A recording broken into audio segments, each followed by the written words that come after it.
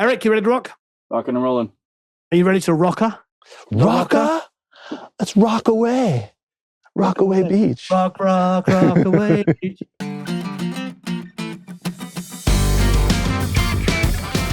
Hi, everybody. Hope you're doing marvelously well. I'm back with my good friend, Mr. Jason LaRocca of LaRocca Studios. Hello, sir. How you doing? I'm good. Every time I talk to you, you're nominated for something or won something or winning something or about to win something, I should say.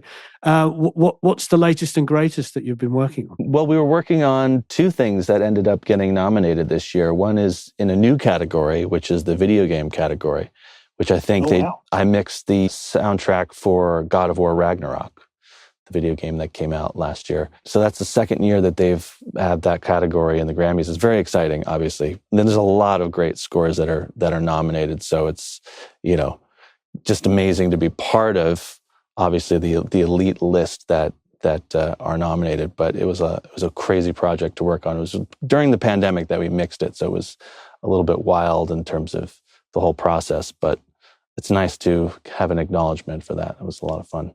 And then the Sweeney Todd record, which is a Broadway musical. It's the first time I've ever kind of delved into mixing anything like that, which was, very different and outside my normal wheelhouse. But it was also a lot of fun and very rewarding project. So that was also nominated in the Best Broadway Musical category.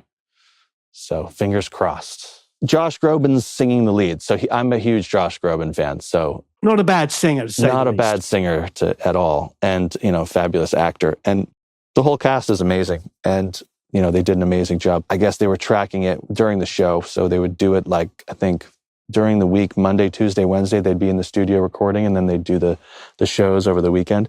So they were just, hopping back and forth, tracking, and then sending me files as things were ready. We actually mixed that over the period of just about 4 months, mixing that. It was a pretty detailed little project from a mix perspective. Just to flip back to your first thing you were talking about, it is great to have video games being recognized. I'm sure some of the purists will talk about, but the Grammys, I think, let's be honest, working in our industry, and you are a prime example of this, that is where so much income is derived now from artists. They're writing music, all their music that they've already written is being pulled and used in video games. So why the heck shouldn't it be rewarded? Because we should be encouraging people to get into this world. Well, for sure. And there's a lot of really creative stuff that's being done for video games that, a lot of the times, doesn't get recognized or kind of just goes right through you, and you don't even, take time to notice it. But there's so much really cool creative stuff being made for video games. So yeah,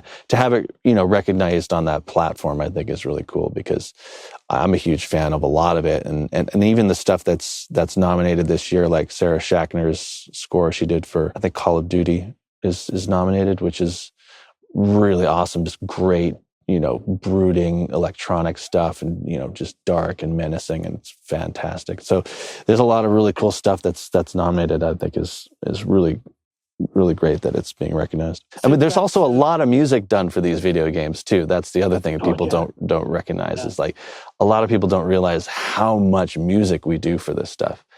And, for God of War, our score isn't even nearly as long as some of the ones that are nominated, but we did 3 hours of music for the God of War soundtrack. And I think the actual soundtrack release is maybe, an hour and a half or something like that, but it's still quite a project to, from beginning to end, to do that much music. We did it over an entire year that we mixed that music. So these projects are very vast, and almost more crazier than doing a film or TV show, because there's just so much material to cover for these games, because these games are getting so immersive, and so the resolution of them is incredible. I mean, they really go for lots of original music and original everything for these scenes, so that nothing loops, nothing plays over again, and nothing feels repetitive and fake. It's all scored from beginning to end. So you work with film composers and TV composers, obviously. Sure. And everything associated with that, all of the TV and film executives. Now you're working with, obviously, you've probably been doing it for a while now, but you're working with game executives and composers and stuff? Are there parallels? Is it crazier? Is it the same? In some ways, it's crazier. I mean, because one of the things that is different, very different, is that video games don't necessarily have these hard deadlines of like, here's the release date, it's coming out here. You know, they have these, you know, well, we kind of want it, you know, we're hoping it can come out now, but if the game's not ready, it's just not ready. So there is a level of perfection, at least in the games that I've worked on and been involved with, where it takes as long as it takes to get it right. And with the film and TV, obviously, we're still, you know, going for the top bar, but there is always that deadline of like, here it is, it's got to be done, and it's pencils down and we're finished. There's just a sort of different parallel in terms of what's driving the finish line on a video game compared to a film. And I feel like creatively too, sometimes the games just don't have, you know, there is no necessarily one way or rote way of doing it and getting stylistically an approach that works for the game. But I think there's a lot more openness to the creativity of how to mix and how to write for these things. These video games, there's just a lot of creativity involved. And I think there is in film and TV too, but I feel like video games are just a really exciting platform right now. There's a lot of really cool stuff going on there. Mick Gordon wrote to us and said, "Hey, I'm a big fan of your channel. I'd love to do an interview with you." And I was like, "Oh, I wonder who Mick Gordon is." And so I go online, of course, I'm like, Mick Gordon, video game music. Yeah. Huge, and, yeah. He was very, very brutally honest. He said that a big part of his job is sort of dealing with committees of people and reassuring them that he knows he can do what they want them to do. That's probably, you know, more than 50% of the job sometimes. Right. Is dealing with making some multiple creatives very happy, you know, and getting it right for not just one person, but quite a few. And it's that way from the mixing side too. I mean, when we were mixing God of War, there's 6 or 7 people usually that have to sign off on a mix for it to be right.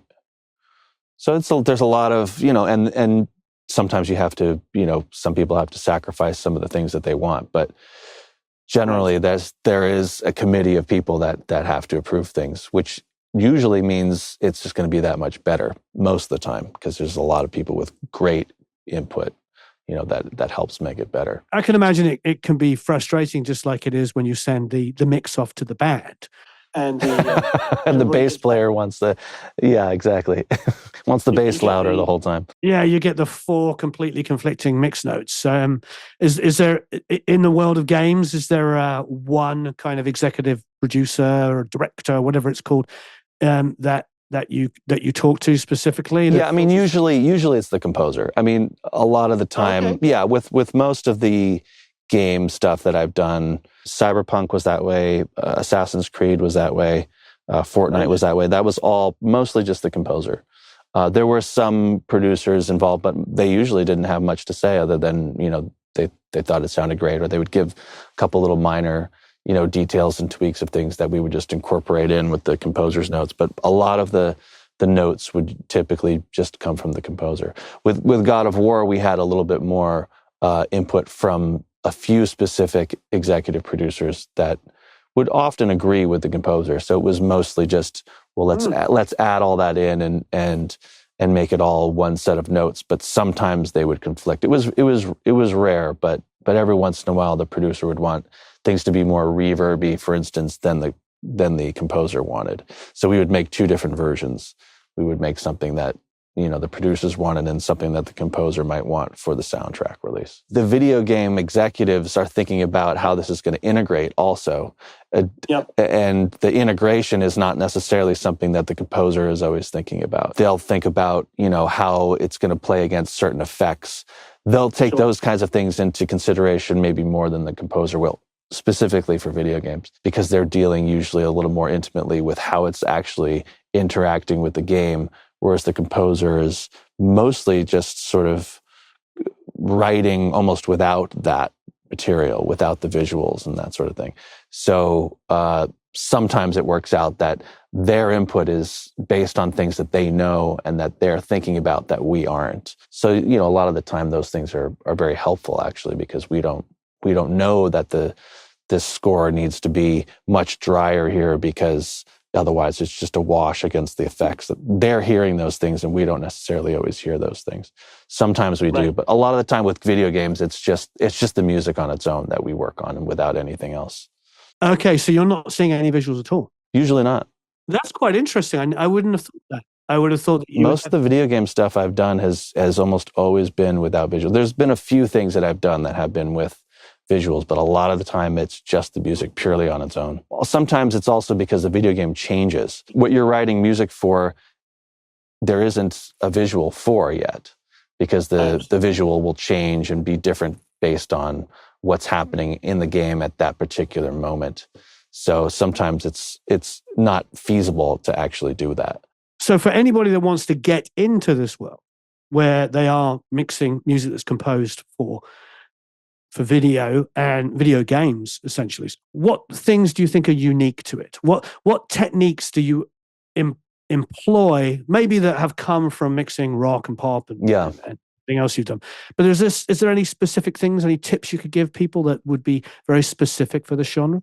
From a creative standpoint and a writing standpoint, I think that, video game producers, it seems like, really like stuff that is unique from a writing perspective, like a real vision from somebody like who is an artist and just doing something that they feel is like them and not necessarily trying to write like somebody else.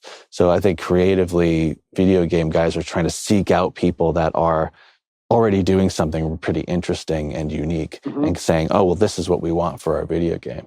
Rather than talking with a composer who knows how to write almost any style and say, can you make it sound like this? They're seeking more people who are already doing something very specific and unique.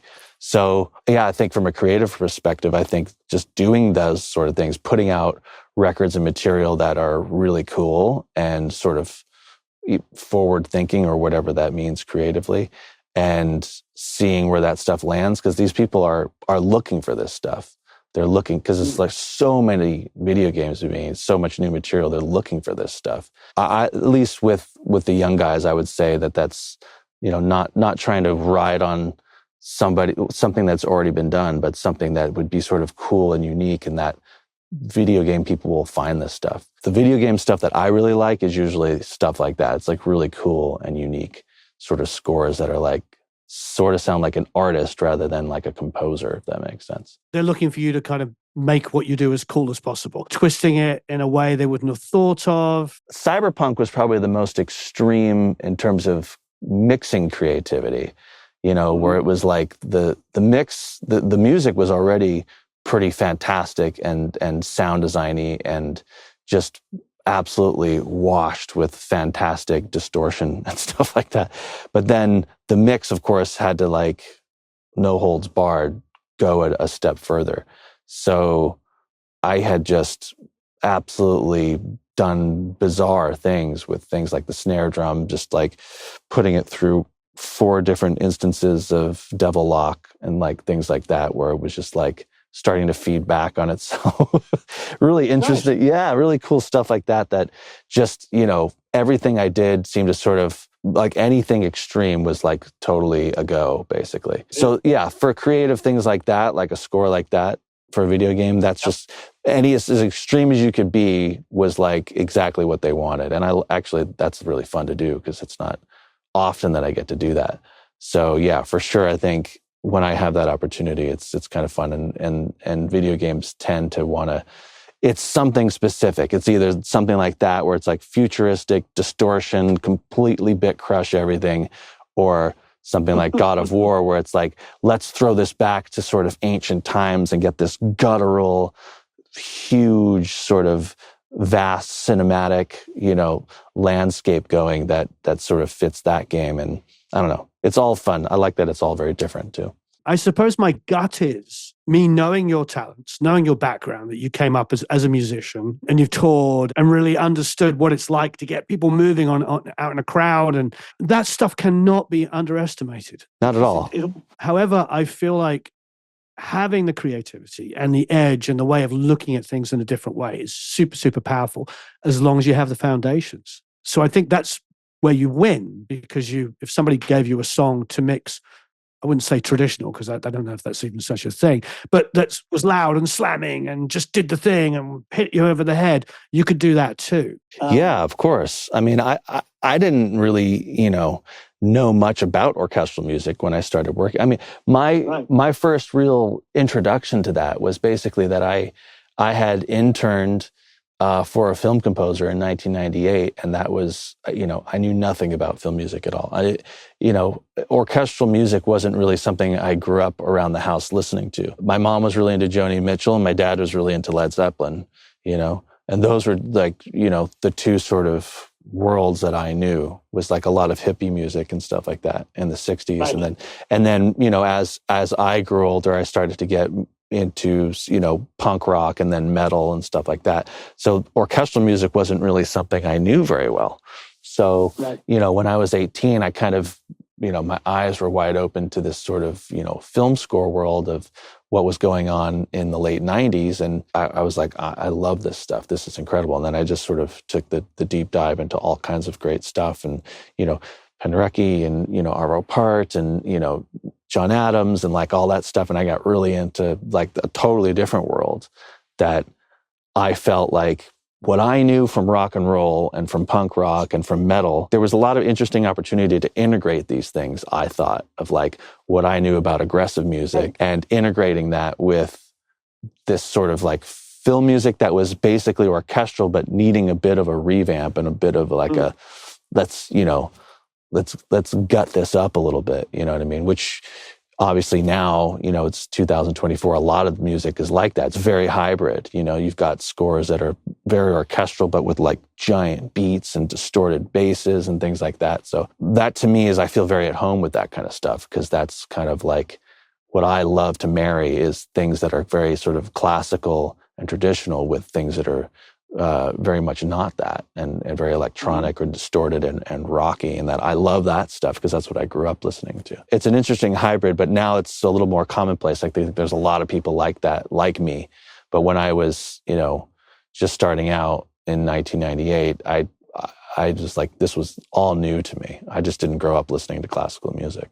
Is there any tools that you've kind of discovered that are helpful? And if you do have some, why are they helpful in this genre? With the Sweeney Todd album, that was, like I said, something that I had never really ventured into with mixing a Broadway record. There was a lot of great plugins that helped me, along the way. There was a handful that were sort of kind of became go-tos on getting a lot of the mixes sort of to their finish line. Like Soothe was a big one that we used a lot, just to kind of, obviously there's a huge dynamic range in this musical, from very whisper quiet to just, people slitting throats and cutting. So there's this like triple, quadruple forte, everybody, this cacophonous sound. So we had to use some things to obviously control the dynamics on that. For me, Soothe was a big part of that, because with this kind of music, I don't really like using compression very much. So everything was very kind of manually written. And by that, I mean like a lot of either clip gain or on the sort of bus level, things that were very transparent and subtle, just to catch things that, we couldn't do with faders. So rather than use, traditional compression and stuff like that, there was a lot of band-specific compression, things like, Soothe, use the Fab Filter Pro MB, using those kind of tools to kind of help me control the dynamics of the songs without anything ever really sounding compressed and obviously treated. So it was like, for me, transparent tools were kind of what I was seeking out on that project. And those are a few of the ones that kind of stuck out for me as sort of crucial tools. I mean, like I said, I don't really mix on headphones. I don't use a lot of outboard gear. So for me, it's really just the Myers, listening at levels that are quieter than normal. Because I went through a phase where I listened really loud, and I think I got... You were in a punk rock band. Of course you listen loud. And it's just, sadly, it was a little bit of a disease I had to sort of like cure. Sure. And listening at quiet volumes has made a big difference for me. And so on a score like God of War and on an album like Sweeney Todd, especially Sweeney Todd, listening at certain volumes that were almost, I guess, inaudible, kind of helped me find what needed to be done on a mix that was kind of like a big part of it was really just how I was listening, more than necessarily what I was using to make the mix sound cool. A lot of fader rides for me. So listening at a really low volume kind of helps me figure out what the hell I need to do. Yeah, I know with film in particular, at least my friends that work in post-production sound or who are mixing, speech and sound effects and stuff like that, they avoid all kinds of compression as much as possible. Just like you said, they don't want anything to feel like it's been manipulated, and they want it. If the spoken word or the music is there and then blending it with spoken word, it just has to feel it's completely natural, and the dynamics are there inherently in the performance, and not in the fact that you've got an MV2 of an L2 and a couple of 1176 emulations going on. Exactly. And a lot of stuff changes throughout the process too that makes using compression a little bit difficult, because sometimes they'll swap out vocals for new updated vocals and things like that. And so if you're using something to get your sound, then they'll change it on you and record something new anyway, and then you've got to change your sound. So exactly like you're saying, like with post-production, when they'll redo ADR, they'll redo Foley. And so if you're using a compressor to help get your sound, you have to change it again every time they re-record it. So staying out of the way of using anything with vibe or with color helps us quickly swap things out when they decide to re-record things and change stuff. So yeah, it was all about transparent things like you're saying. It helps get you to the finish line in a way that you don't feel like killing yourself at the end. Yeah, you're tying yourself in so many knots that they ask for changes, and you're like, how difficult is that going to be? I've worked with mixers, and they'll remain nameless, who have such complicated systems that I remember asking, because the artist, myself as the producer and the label, really wanted the vocal to come more forward in a particular mix. And there was just something about the way this mixer was spreading the lead vocal across all these different parallel compressors. And that was his technique, and he was famous for it. And we were like, but we can't get it to come forward. We brought down the reverbs, the delays, or whatever.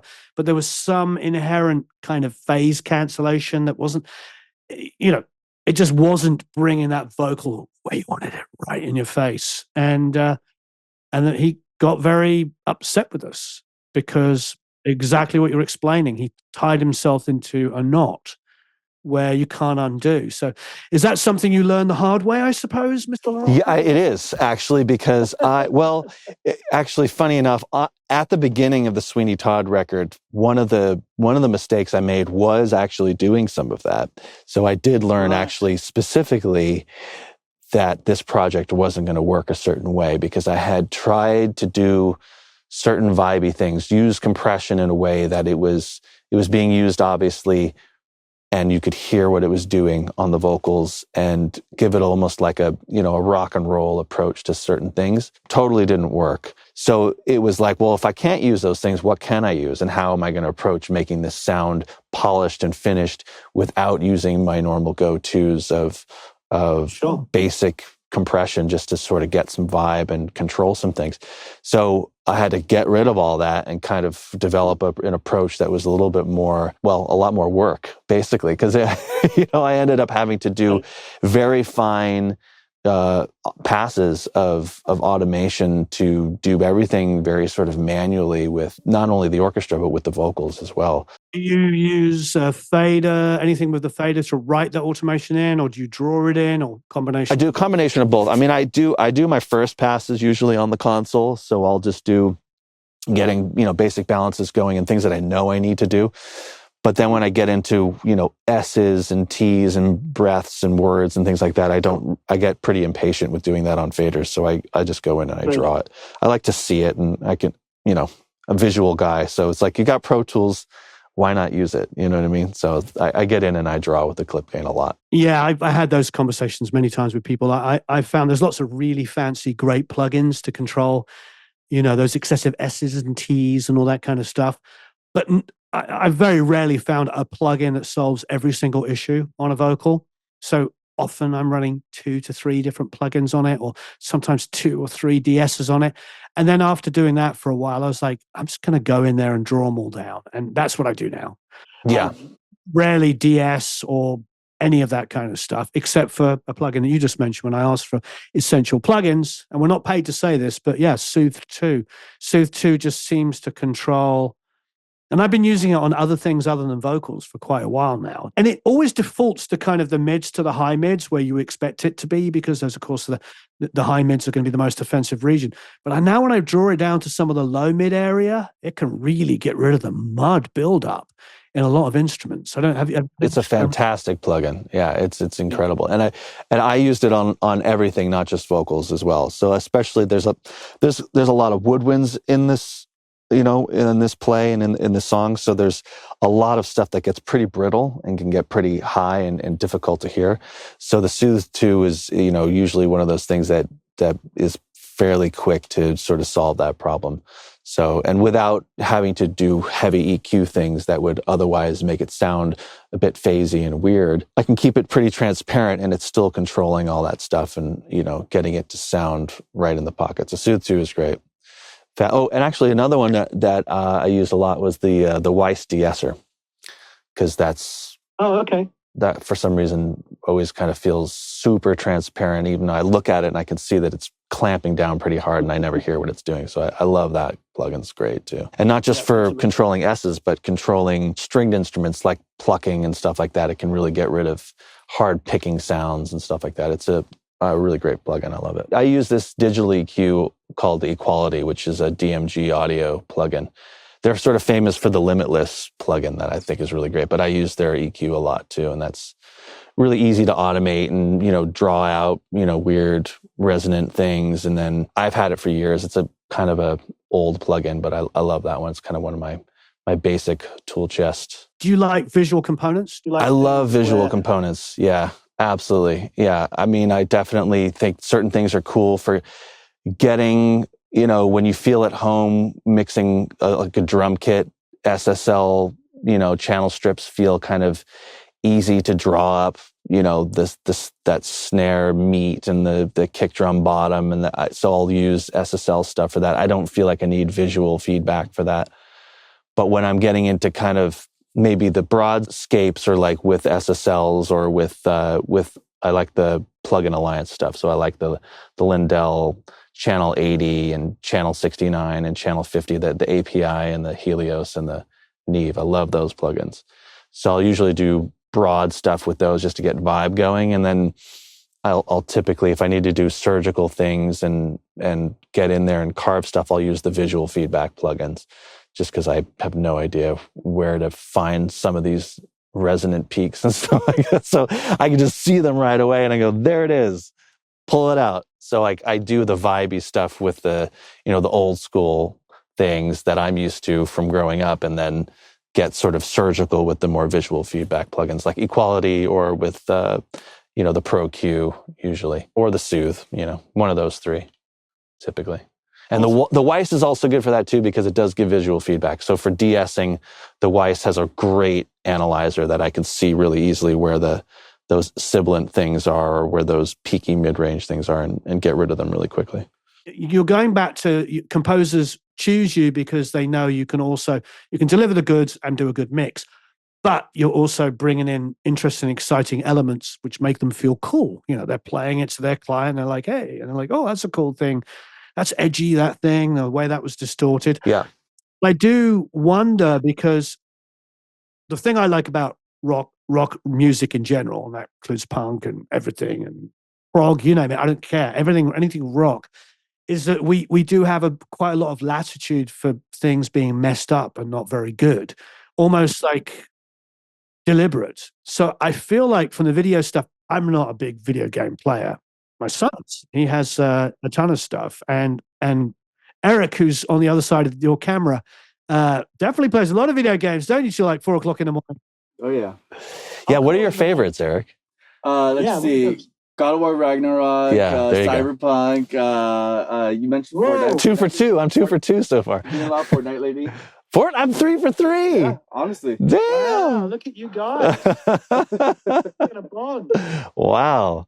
I'm hip with the kids. See? Apparently so. How much immersive are you doing? A little bit. I mean, almost everything is at least a 7-1 bed that I'm doing, right? So a lot of the music, especially for film, is usually it's Atmos in that it's an Atmos bed usually, but not much object stuff. We usually stay out of the object paths for the dubbing mixer to be able to do, vocal and effect stuff on the objects.